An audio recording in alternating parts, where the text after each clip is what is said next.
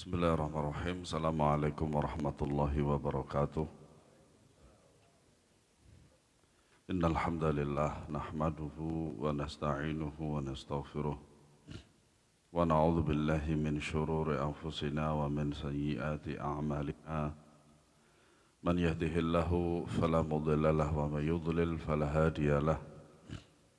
Asyhadu an la ilaha illallah wahdahu la syarika lahu wa asyhadu anna Muhammadan abduhu wa rasuluh. Ya ayyuhalladzina amanu taqullaha haqqa tuqatih wa la tamutunna illa wa antum muslimun. Allahumma salli wa sallim wa barik ala nabiyyina Muhammadin wa ala alihi wa ashabihi ajma'in.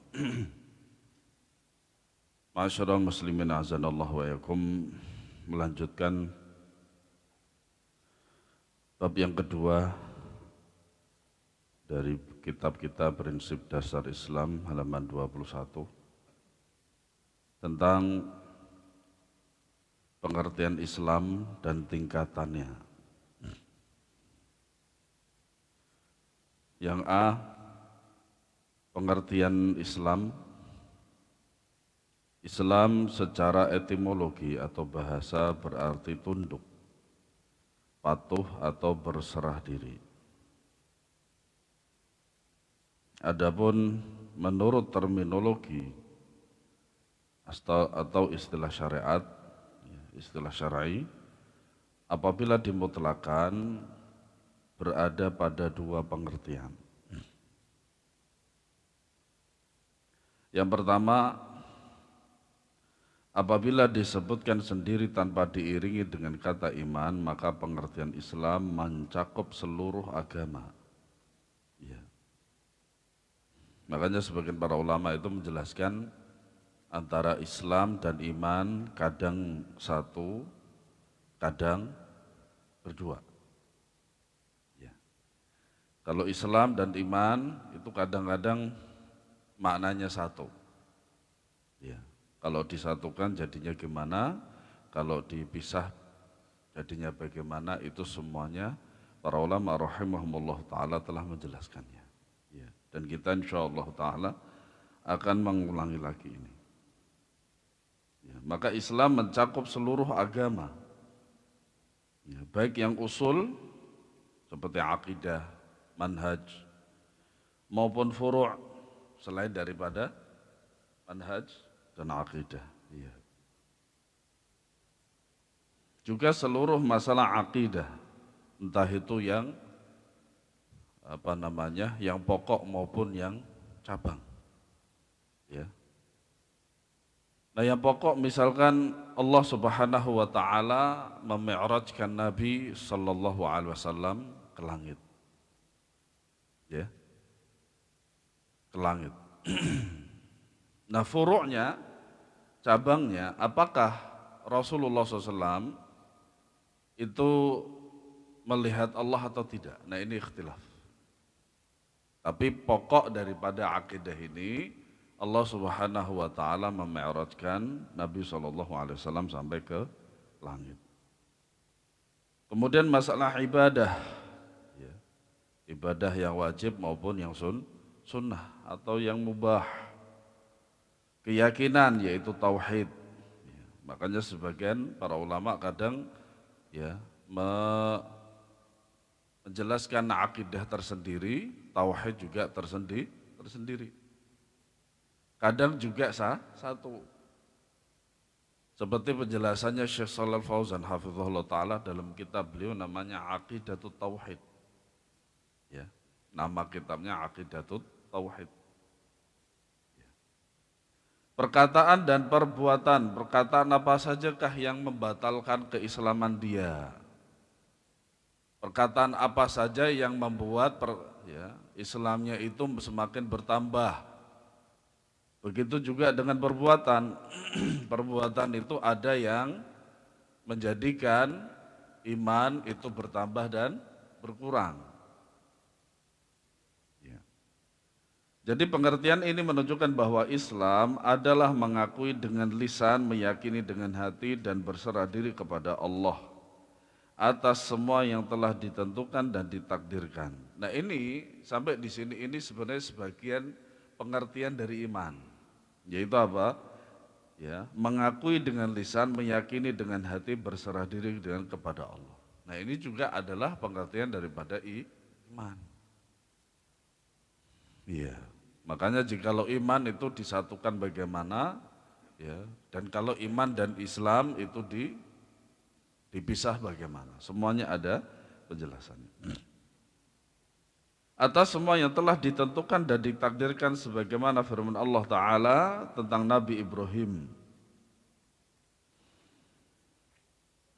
Allah Subhanahu wa Ta'ala ya, berfirman, "Idz qala lahu rabbuhu aslim." Qala aslamtu lirabbil alamin. Ingatlah ketika Rabb-nya berfirman kepadanya Ibrahim. Pada Ibrahim alaihissalatu wassalam, berserah dirilah. Dia menjawab, aku berserah diri kepada Rabb seluruh alam. Iya. Sebagian para ulama mengatakan pada zaman dahulu sudah ada muslim. Tapi muslimnya bukan pengikut Nabi. Sebagian para ulama menjelaskan itu hanyalah berserah diri saja tapi bukan istilahnya muslim. Kenapa demikian? Karena Islam dan Muslim itu setelah adanya Nabi Shallallahu Alaihi Wasallam. Iya. Makanya faedah daripada ayat ini, ya surat Al-Baqarah ayat 130, pertama adalah fadilatu Ibrahim, haitsu lam yastakbir. Ya. Ini merupakan keutamaan Nabi Ibrahim alaihi salatu wassalam. Kenapa demikian? Kenapa dikatakan Nabi Ibrahim tidak termasuk mendapatkan fadilah dalam ayat ini? Lam yastakbir. Kenapa lam yastakbir? Karena beliau tidak sombong. Nah, kita kembalikan pada pengertian hadis. Apa itu sombong? Al-kibru batarul haq wa qamtun nas. Ya, yang namanya kiber itu, sombong itu adalah batarul haq, menolak kebenaran. Sementara Nabi Ibrahim tidak menolak kebenaran bahwasanya Allah itu adalah Tuhan yang berhak disembah. Iya. Kemudian faedah daripada ayat ini itsbatu rububiyatillahi al-'amah likulli ahadin. Ya, yaitu tentang penisbatan atau penetapan sifat Rabb. Ya. Makanya di antara doa yang disyariatkan ketika kita berdoa adalah dengan menggunakan Rabbana. Ya, Rabbuna. Ya. Kemudian al-isyarah ila annal khalqa fi ayatillah. Yang ketiga bahwasanya menjadi isyarat bahwasanya makhluk itu termasuk tanda adanya Allah Subhanahu wa taala. Kemudian faedah yang keempat, ya, fa inna rabba yastahiqqu lahu an yaslam. Bahwasanya Allah Subhanahu wa taala itu berhak untuk artinya apa? Seorang untuk berserah diri kepada Allah. Ya, ini faedah yang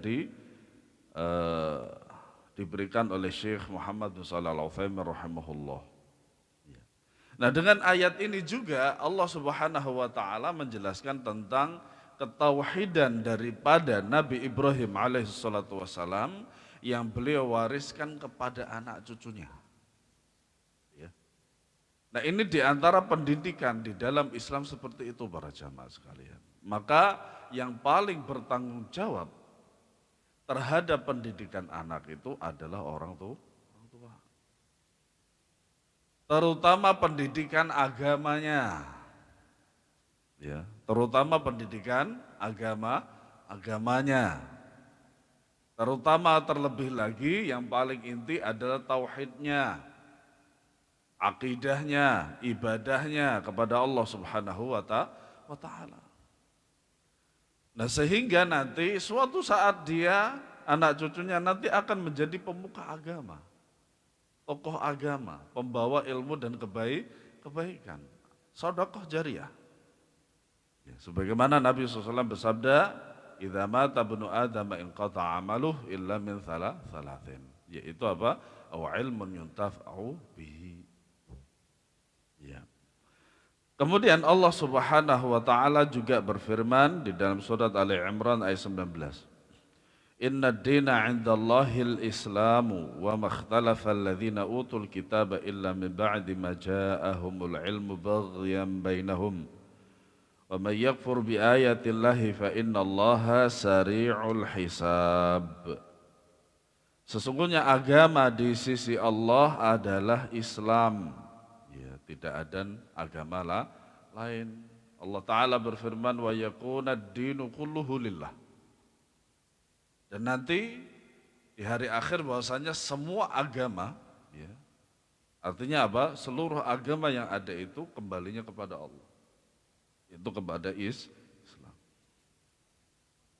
Tidaklah berselisih orang-orang yang telah diberi kitab kecuali setelah mereka memperoleh ilmu karena kedengkian di antara mereka. Ya. Makanya jikalau tidak ikhlas karena Allah Subhanahu wa taala akan terdapat banyak sekali perselisihan. Ya. Kalau semuanya tidak dikembalikan kepada Allah Subhanahu wa taala melalui kitabullah. Kecuali setelah mereka memperoleh ilmu. Nah itulah para jamaah sekalian, faedahnya ilmu dan pengaruhnya ilmu. Ilmu itu adalah kekuatan terbesar Islam. Rasulullah SAW berdakwah dengan ilmu, berjihad juga dengan ilmu. Segala sesuatu haruslah berdasarkan atas ilmu, akan lebih mudah. Makanya dengan ilmu segala sesuatu, ya, dan dengan ilmu juga kita akan mendapati akan keagungan dan keindahan Islam. Ya. Barang siapa ingkar terhadap ayat-ayat Allah, maka sungguh Allah sangat cepat perhitungannya. Ya. Nah ini sebenarnya ayat ini tentang ahli kitab, ya, ahlul kitab. Kenapa mereka dikatakan ahlul kitab? Karena Allah Subhanahu wa taala menurunkan kepada mereka kitabullah, Taurat dan Injil. Ya artinya apa? Bahwasanya mereka itu adalah orang-orang berilmu tetapi mereka tidak mengamalkannya. Makanya Yahudi dan Nasrani itu dimurkai dan dibenci oleh Allah Subhanahu wa taala. Nah berbeda dengan orang-orang yang punya ilmu dan mengamalkannya. Makanya dikatakan al-ulama itu adalah dzul ilmi wal amal. Ulama itu adalah mempunyai ilmu walaupun sedikit tapi diamalkan. Jangan sampai menjadi seperti apa hiasan lemari bertumpuk-tumpuk ilmu. Namun tidak diamalkan. Ya. Makanya dikatakan afatul ilmi an-nisyan. Di antara bahaya ilmu adalah lupa. Nah itu karena lupa itu karena tidak diamalkan. Allah Subhanahu wa taala juga berfirman, "Wa may yabtaghi ghairal islami dinan fala yuqbala minhu wa huwa fil akhirati minal khasirin." Dan barang siapa mencari agama selain Islam, dia tidak akan diterima dan di akhirat dia termasuk orang yang rugi. Surat Ali Imran ayat 85. Ya. Kemudian menurut Syekh Al-Imam Muhammad bin Abdul Wahhab rahimahullah, definisi Islam adalah al-islamu al-istislamu lillahi bit-tauhid wal inqiyatu lahu bit-ta'ah wal bara'atu minasyirki wa ahlihi. Ini adalah pengertian yang paling afdal tentang Islam. Ya, pengertian. Bukan rukun Islam. Rukun Islam adalah hadis yang disebutkan dalam hadis tersebut. Islam adalah berserah diri kepada Allah dengan mentauhidkannya. Di antara bentuk berserah diri kepada Allah adalah tauhid. Ya. Karena tauhid itu adalah sebenar-benar tanda seorang hamba berserah diri. Atau menggunakan tauhid itu sebagai wasilah untuk apa? Untuk berserah diri. Itu sudah paling pas. Berserah diri kepada Allah dengan tauhid. Kemudian tunduk dan patuh kepadanya dengan ketaatan. Caranya taat pada Allah. Dan memang itu berat. Yang namanya taat itu pasti berat. Orang mau naik level ke atas, itu pasti berat. Kalau mau terjun, bisa cepat. Seperti itulah gambaran. Jika derajat seseorang itu dalam ketaatan itu sabar. Makanya ketaatan itu butuh sabar. As-sabru fi taatillah. Sabar dalam menjalankan ketaatan kepada Allah. Salat sabar. Dengar azan sabar, secepatnya ambil wudhu kemudian ke masjid. Ngaji sabar. Baca Al-Qur'an juga sabar. Nanti Ramadan juga sabar. Ya karena memang ibadah adalah ditujukan kepada Allah Subhanahu wa taala. Dan berlepas diri dari perbuatan syirik dan para pelakunya. Yang namanya mentauhidkan Allah, tunduk patuh kepada Allah, harus meninggalkan kesyirikan. Tidak hanya meninggalkan kesyirikan, tapi juga para pelaku syirik. Kenapa demikian? Karena dikatakan dalam istilah Arab itu as-sahibu sahibun. Seorang sahabat akan bisa menarik. Makanya kata Al-Imam Asy-Syafi'i rahimahullah ta'ala dikatakan, di antara salah satu cara untuk memperoleh ilmu adalah wasuhbatu ustadzin. Bergaul dengan guru ahli ilmu, orang saleh. Kata Ibrahim Al-Khawwas juga demikian. Ya, yaitu apa? Wasuhbatus salihin. Yaitu bersahabat dengan orang-orang saleh. Makanya ketika kita bersahabat dengan orang yang jualan parfum, maka kita juga akan kena apa? Wanginya. Kalau kita berteman dengan pandai besi, ya kita akan kena cipratan apanya? Apiknya. Seperti itu. Kenapa Syekh mengatakan di sini pelakunya? Ya itu tadi. Iya. Nah juga di sisi lain, seorang teman itu akan mengetahui bagaimana syirik itu. Sehingga ketika dia terjatuh ke dalam kesyirikan, senantiasa dia dinasehati. Nah itulah gunanya teman yang saleh. Bukan teman yang toleh. Ada teman yang saleh, ada teman yang toleh. Toleh itu rusak. Nah, itu adalah pengertian yang pertama. Pengertian yang kedua, apabila kata Islam disebutkan bersamaan dengan kata iman. Nah, sekarang disatukan. Kalau tadi dipisah. Maka yang dimaksud Islam adalah perkataan dan amal-amal lahiriah yang dengannya terjaga diri harta seseorang. Makanya ketika seorang mengatakan la ilaha illallah, semuanya terjaga. Hartanya, jiwanya, kehormatannya dan lain sebagainya. Ya. Nah, di sini Al-Ustadz Hafizahullah Ta'ala memberikan tambahan catatan. Terjaga dirinya maksudnya tidak boleh diperangi, dibunuh, dan terjaga hartanya maksudnya tidak boleh diambil atau dirampas. Ya. Kemudian, ya, baik dia meyakini Islam atau tidak. Artinya seperti yang cerita Usama, yang ketika mendengar seorang ketika dia akan dibunuh dia melafazkan la ilaha illallah. Nah, hujjahnya Usama itu adalah untuk dia mengatakan demikian wahai Rasulullah untuk melindungi diri. Memang betul karena ketika seorang dia mengatakan la ilaha illallah semuanya terjaga. Nah, pada keadaan itu entah dia meyakini atau tidak, karena dia sudah melafadzkan itu terjaga. Iya. Makanya mudah, masuk Islam itu begitu mudah, mengucapkan syahadat saja selesai. Dia menjadi seorang muslim. Nah, inilah pengaruh dari sebuah perkataan. Ya. Kadang perkataan bisa membatalkan keimanan seseorang atau keislaman seseorang. Kadang juga perkataan bisa menambah keimanan atau keislaman seseorang. Sedangkan iman kata iman berkaitan dengan amalan hati. Ya, jadi setiap mukmin adalah muslim. Karena ia adalah orang yang mewujudkan iman yang kuat dalam hatinya dan melaksanakan Islam. Tetapi sebagian para ulama itu menjelaskan apakah iman dulu atau Islam dulu.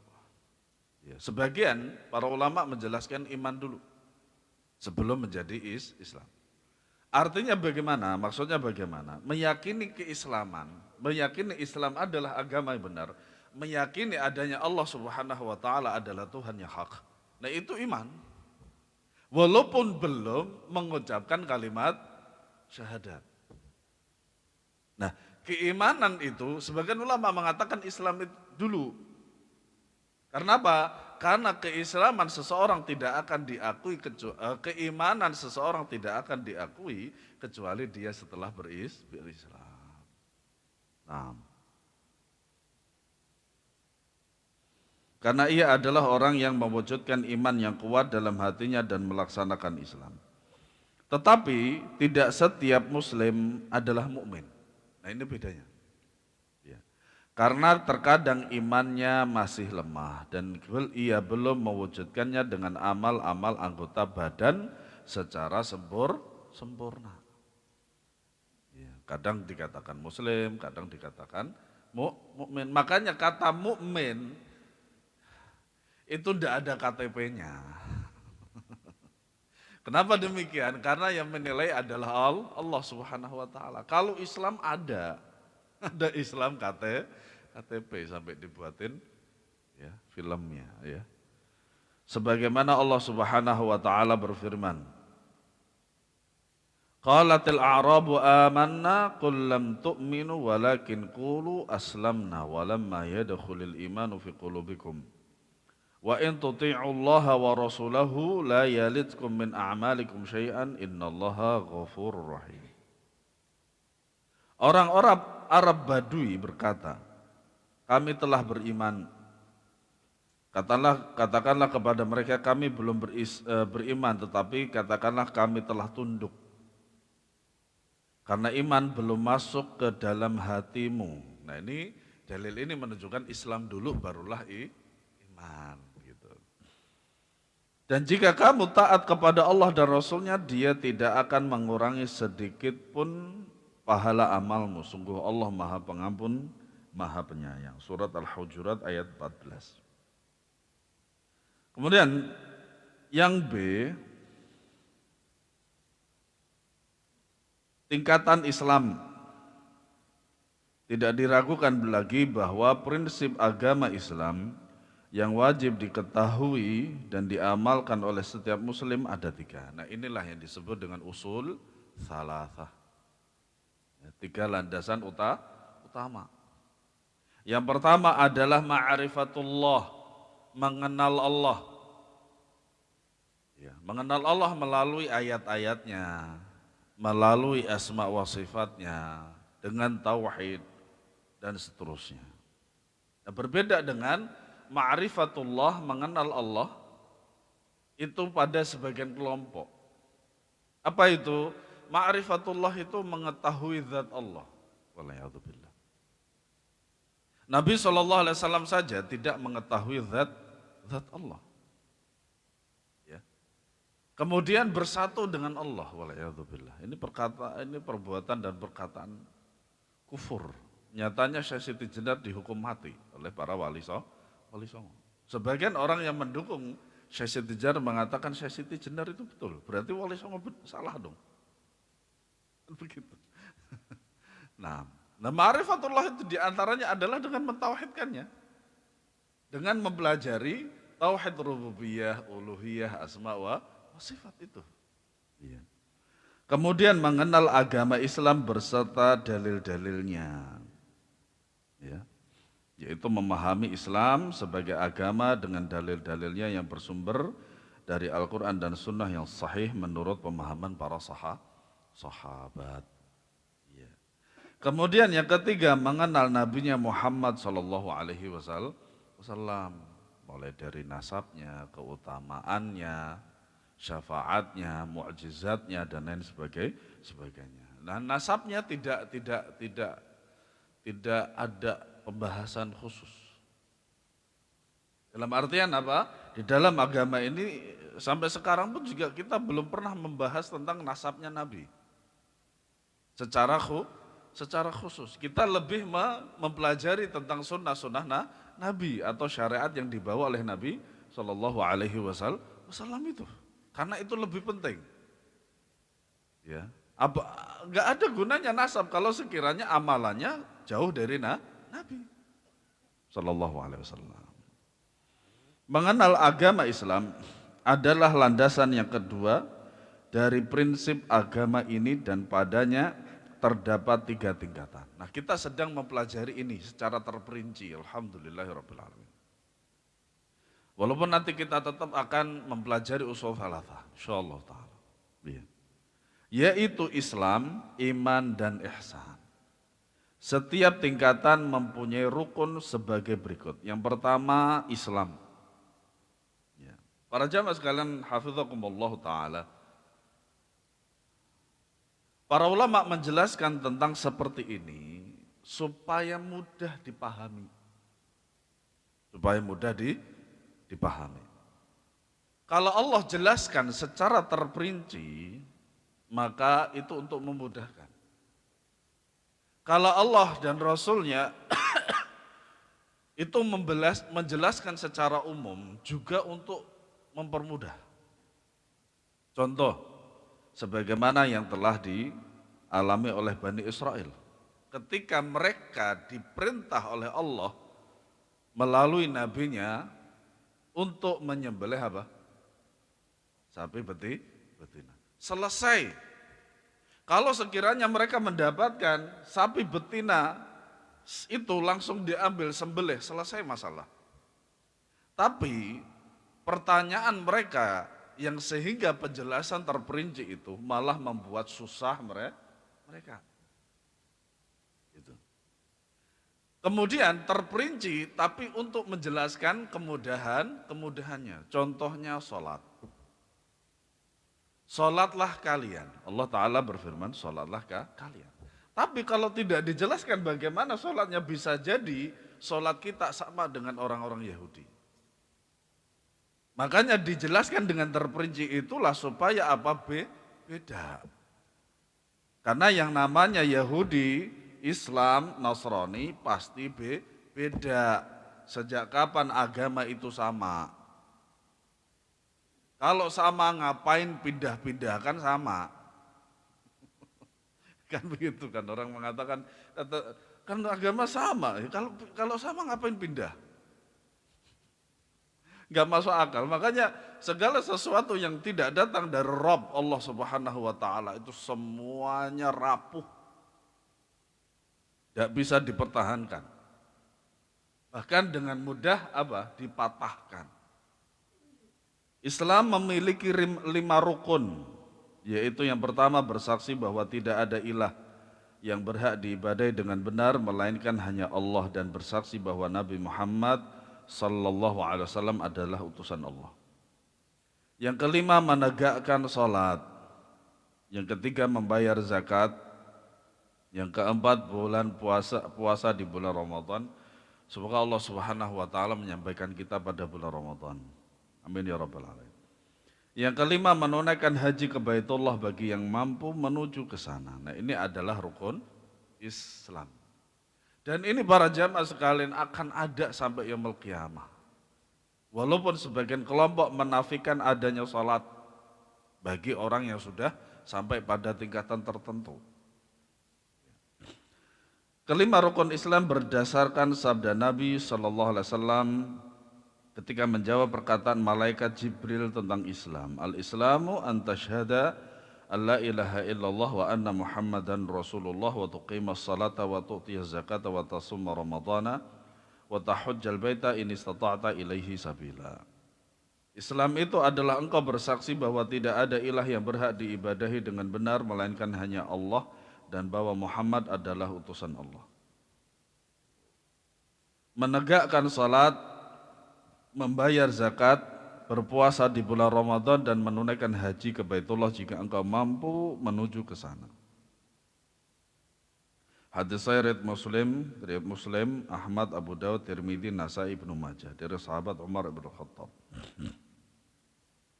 Kemudian juga sabda Nabi SAW, Bunyal Islamu ala khamsin syahadati alla ilaha illallah wa anna Muhammadar Rasulullah wa iqamis salati wa ita'iz zakati wa sami ramadana wa hajjil bait.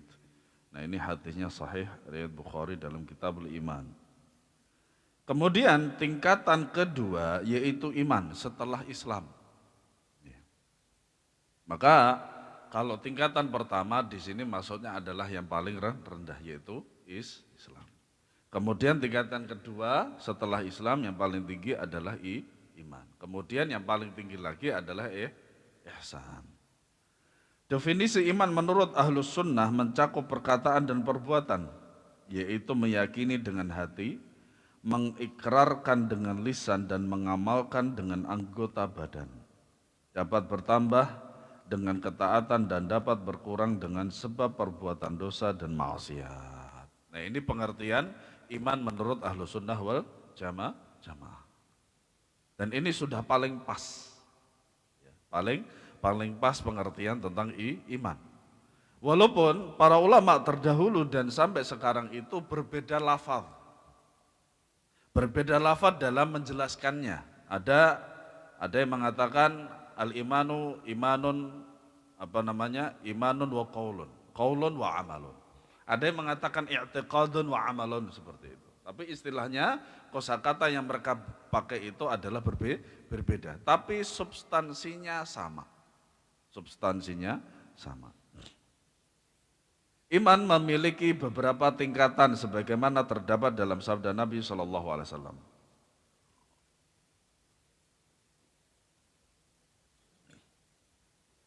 Al-imanu bid'un wa sab'una aw bid'un wa sittuna syu'bah. Fa afdaluha qawlu la ilaha illallah wa adnaha imatatul adha 'anil tariqi wal haya'u syu'batun minal iman. Iman memiliki lebih dari 70 cabang atau lebih dari 60 cabang. Supaya apa? Dijelaskan seperti ini supaya apa? Kita tidak mudah untuk mengkafirkan seseorang. Ya. Dan tidak mudah mengeluarkan seseorang dari Islam. Ya. Cabang yang paling tinggi adalah ucapan la ilaha illallah. Yang paling rendah adalah menyingkirkan duri rintangan dari jalan. Termasuk kalau antum kalau antum mendapati ada tikus di tengah jalan itu, kalau ada sungai kecil, yaitu dibuang. Padahal kalau dibuang di sungai kecil itu lebih afdal daripada di tengah jalan. Kenapa? Mengganggu. Kalau di sungai kan enggak. Dan malu adalah salah satu cabang iman. Makanya orang yang tidak punya malu tidak punya iman. Kemudian rukun iman ada 6. Yang pertama kepada Allah, kedua malaikat-malaikatnya, ketiga kitab-kitabnya, keempat rasul-rasulnya, kelima hari akhir, keenam takdir kepada takdir yang baik dan buruk. Nah. Keenam rukun iman ini berdasar hadis yang diriwayatkan dari Umar bin Khattab radhiyallahu anhu di dalam jawaban Nabi SAW atas pertanyaan malaikat Jibril alaihissalam tentang iman. Yaitu antu'mina billahi wa malaikatihi wa kutubihi wa rusulihi wal yaumil akhiri wa tu'mina bil qadari khairihi wa syarrihi. Hadis riwayat Muslim, sahabat dari Umar bin Khattab. Para jamaah sekalian, a'azanallah wa iyyakum. Dua rukun ini adalah penentu seseorang. Rukun Islam menentukan akan keislaman seseorang. Rukun iman menentukan akan keimanan seseorang. Dan tidak boleh salah satunya ditinggalkan dengan sengaja. Ingat, dengan sengaja. Kecuali di dalam rukun Islam. Seperti haji. Dalam artian dengan sengaja karena mungkin tidak punya, tidak mampu, entah secara harta maupun secara tenaga. Ya. Itu tidak mampu. Seperti itu para jamaah sekalian. Sehingga dia tidak bisa dikeluarkan dari Islam gara-gara dia tidak bisa berhaji. Ya. Nah, rukun Islam itu bisa mengeluarkan seseorang dari Islam. Kalau dia meninggalkan satu rukun saja dari 6 rukun ini. Sehingga para ulama rahimahumullahu ta'ala menjelaskan berkali-kali masalah ini. Tidak ada yang membuat mereka menjelaskan secara detail dan berkali-kali dan menjadi pokok pembahasan dalam pembahasan mereka tentang iman kecuali rukun ini. Artinya apa? Perhatian para ulama ahlu sunnah wal jamaah tentang rukun ini sangatlah besar. Adapun yang lain tidak begitu besar karena pokok. Ingat, antara pokok dengan bukan pokok itu tentu saja beda. Antara wajib dengan yang bukan wajib tentu saja beda. Nah, kemudian tingkatan yang ketiga yaitu ihsan. Ihsan memiliki satu rukun, yaitu engkau beribadah kepada Allah Azza wa Jalla seakan-akan engkau melihatnya. Kita tidak bisa melihat Allah. Ya, kita tidak bisa melihat Allah Subhanahu wa Ta'ala dengan mata. Tapi kita akan bisa melihat Allah Subhanahu wa Ta'ala nanti di surga. Wa ila rabbiha nadhirah. Dan kepada Tuhannya lah mereka akan melihat. Nah, sebagian orang dari kalangan Khawarij dan Mu'tazilah, ya itu khusus untuk saya Pak, makanya saya enggak apa-apa. Saya agak banyak biasanya. Sekalian buat sarapan Pak. Nah, sebagian kelompok diantaranya Mu'tazilah dan Khawarij, mereka mengingkari ini para jamaah sekalian. Makanya ahlu sunnah wal jamaah tidak mengingkari akan melihat Allah. Kenapa demikian? Ahlu sunnah wal jamaah berada di atas dalil. Adapun Khawarij dan Mu'tazilah itu mereka menentangnya dengan akal. Mana mungkin Allah itu bisa dilihat? Nabi aja nggak bisa melihat Allah kok. Padahal Nabi itu apa? Pengen sekali bisa melihat Allah. Loh, Nabi aja nggak bisa, apalagi kita. Nah, ini adalah perkataan mereka secara akliyah. Yang tentu saja Allah Subhanahu wa Ta'ala membantah itu semuanya. Pada dalilnya sudah sangat jelas. Wa ila rabbiha nadhirah. Itu dari Al-Quran. Dari Nabi SAW bahwasanya kalian akan betul-betul melihat Allah Subhanahu wa Ta'ala. Dan ini merupakan nikmat besar bagi orang yang beriman. Makanya para jamaah sekalian, setelah ini kita harus betul-betul mempertahankan keimanan dan akhir perkataan kita la ilaha illallah. Nah, maka sesungguhnya jika engkau tidak melihatnya, maka sesungguhnya dia melihatmu. Ya. Allah Subhanahu wa Ta'ala melihat kita. Sekarang pun kita itu dilihat oleh Allah Subhanahu wa Ta'ala, diawasi. Hal ini berdasarkan hadis yang diriwayatkan dari dari Umar bin Khattab radhiyallahu anhu dalam kisah jawaban Nabi SAW pada malaikat Jibril alaihi salam ketika ia bertanya tentang ihsan. Maka Nabi SAW menjawab, anta abudallaha ka'annaka tarahu fa illam takun tarahu fa innahu yaraka. Penjelasan secara terperinci nanti bisa dilihat di dalam kitab Arba'in Nawawi. Ya, hadis yang ke-7 atau ke-8. Kalau tidak salah, insyaallah ta'ala. Tidak ragu lagi bahwa makna ihsan secara bahasa adalah memperbaiki amal dan menekuninya, serta mengikhlaskannya. Ya. Sedangkan menurut syariat, pengertian ihsan adalah sebagaimana penjelasan Nabi sallallahu alaihi wasallam, anta abudallaha ka'annaka tarahu fa illam takun tarahu fa innahu yaraka. Engkau beribadah kepada Allah seolah-olah engkau melihatnya, dan maka jika engkau tidak melihatnya, sesungguhnya Allah melihatmu. Makanya para jamaah sekalian, faedah dari ihsan ini apa? Ketika kita melakukan ketaatan, kita merasa diawasi oleh Allah, kita tambah semangat. Ketika kita akan melakukan maksiat dan kita ingat Allah Subhanahu wa taala, enggak jadi maksiat. Itu diantara apa? Itu sudah terkumpul semuanya itu. Sudah terkumpul semuanya, ya Islamnya, ya imannya, ya ihsannya sekalian. Itu sudah terkumpul di situ.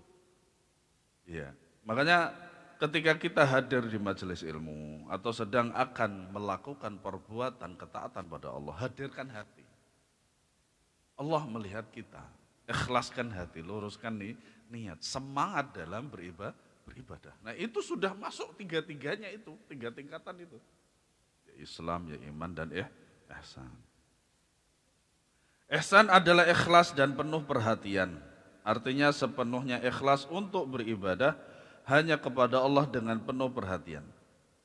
Sehingga seolah-olah engkau melihat Allah Subhanahu wa taala. Jika tidak mampu, ya memang enggak mampu. Ada di antara antum pernah melihat Allah? Pertanyaan yang enggak akan pernah ada jawabannya.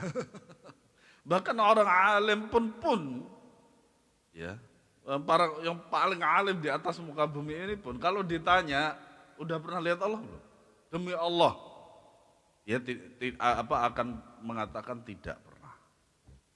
Ya, tidak pernah, tidak mampu. Maka ingatlah bahwa Allah senantiasa melihat dirimu dan mengetahui apapun yang ada pada dirimu. Ibadah seperti ini juga menghasilkan ketulusan dalam ibadah. Nah ini hasil daripada ihsan. Ya. Dan berusaha keras untuk memperbaiki dan menyempurnakan sehingga nanti ayat inna sholata tanha 'anil fahsya'i wal munkar disitulah berlaku. Maka kalau ada orang yang sholat tapi tetap dia juga bermaksiat, bukan berarti sholatnya nggak bermanfaat, tidak.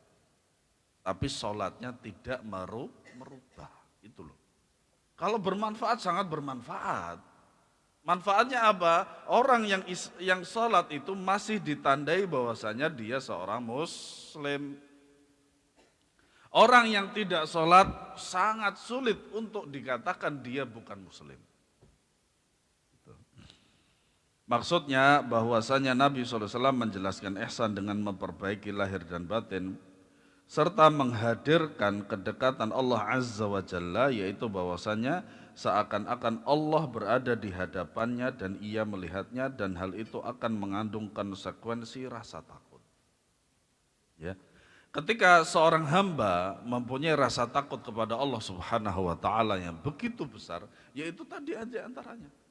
Ibadahnya semangat. Ya, mencari ilmunya semangat. Bermaksiatnya lemes begitu. Itu tanda-tanda orang beriman, ya. Rasa takut kemudian cemas juga pengagungan kepada Allah Azza wa Jalla serta mengikhlaskan ibadah kepada Allah Azza wa Jalla dengan memperbaikinya dan mencurahkan segenap kemampuannya untuk melengkapi dan menyempurnakan. Sehingga dikatakan para jamaah sekalian, berlelah letihlah dalam beribadah. Ya. Kenapa demikian? Lelah, capek dalam beribadah itu lebih baik. Lebih baik. Kenapa demikian? Karena faedahnya nanti di akhirat. Kenapa seorang itu tidak bisa atau mungkin bahkan tidak mampu semangat dalam beribadah karena dia belum tahu bahwasanya faedahnya nanti di akhirat itu. Karena juga kurangnya ilmu. Oleh karena itu seorang hamba harus menggunakan imannya bahwa Allah pasti melihatnya, mengetahui rahasianya. Ya, rahasia ini maksudnya dalam hati. Ya. Baik yang diperlihatkannya maupun yang tidak, Allah Subhanahu wa taala mengetahui batin dan zahirnya, dan semua yang ada pada dirinya diketahui oleh Allah Azza wa Jalla. Makanya kadang perbuatan seseorang itu tidak dianggap oleh Allah Subhanahu wa taala jikalau niatnya di dalam hati itu benar. Ya. Misalkan seseorang, ya seperti yang kita ketahui, seorang Bilal, ketika dia dipaksa untuk mengakui Tuhan selain Allah Subhanahu wa taala. Ammar ya afan, bukan Bilal, Ammar bin ya. Tapi di dalam hatinya dia ikhlas karena Allah Subhanahu wa taala. Ikhlas bukan berarti ikhlas mengakui ketuhanan selain Allah, enggak, tapi ikhlas kan adalah karena dia betul-betul beriman kepada Allah seperti itu. Jika hamba tersebut merealisasikan keadaan seperti ini, maka mudah baginya untuk beranjak kepada keadaan yang kedua, yaitu terus-menerus melihat kedekatan Allah dan kebersamaannya, hingga hamba tersebut seolah-olah melihat Allah. Ini nikmat besar para jamaah sekalian, nikmat paling besar. Di akhirat itu nikmat seperti diberikan kebutuhan, pengen ini, pengen itu terlalu kecil. Adapun nikmat melihat Allah Subhanahu wa taala nikmat besar. Kita belum merasakan, tapi nanti ketika kita di surga kita akan merasakan. Ya, maka dengan demikian maka yang demikian ini mewajibkan adanya rasa takut dan mengagungkan kepada Allah Azza wa Jalla. Wallahu alam bissawab. Semoga Allah Subhanahu wa taala menjadikan kita sampai akhir hayat kita orang-orang yang beriman pada Allah Subhanahu wa taala. Amin ya rabbal alamin. Wa sallallahu ala nabiyyina Muhammad wa ala alihi washabbihi wasallam. Ada pertanyaan monggo? Sekalian disarap.